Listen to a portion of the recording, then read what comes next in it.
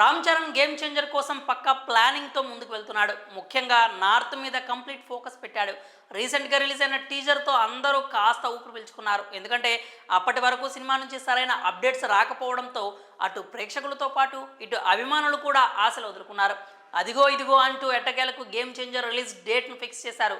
జరగండి జరగండి అంటూ చిరు సినిమాను తప్పించి ఈ సినిమా సీన్లోకి ఎంటర్ అయింది.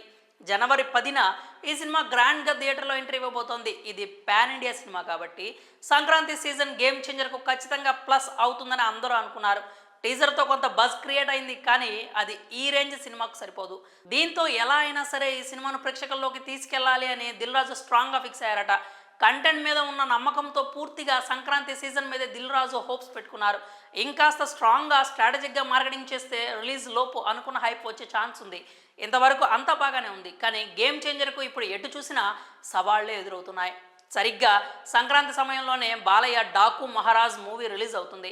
ఈ రెండింటితో పాటు వెంకటేష్ సంక్రాంతికి వస్తున్న మూవీ రిలీజ్ కాబోతోంది. గేమ్ చేంజర్తో పాటు సంక్రాంతికి వస్తున్న మూవీ కూడా దిల్ రాజు నిర్మిస్తున్నాడు.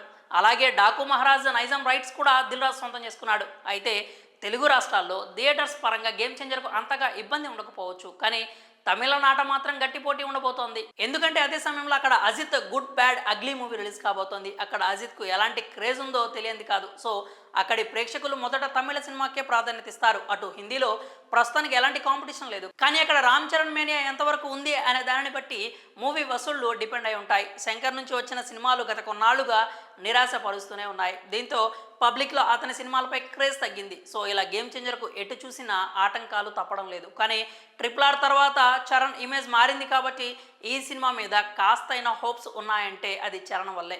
అభిమానులు మాత్రం ఈ సినిమాను ఎలా అయినా హిట్ చేయాలని చూస్తున్నారు. ఒక్కసారి పుష్ప హడావుడి తగ్గితే అప్పుడు గేమ్ చేంజర్ అసలైన హడావుడి మొదలవుతుంది. ఇక ఈ ఆటంకాలన్నింటినీ గేమ్ చేంజర్ అధిగమిస్తుందో లేదో చూడాలి. మరి ఏ అప్డేట్పై మీ అభిప్రాయాన్ని కామెంట్స్ రూపంలో తెలియజేయండి.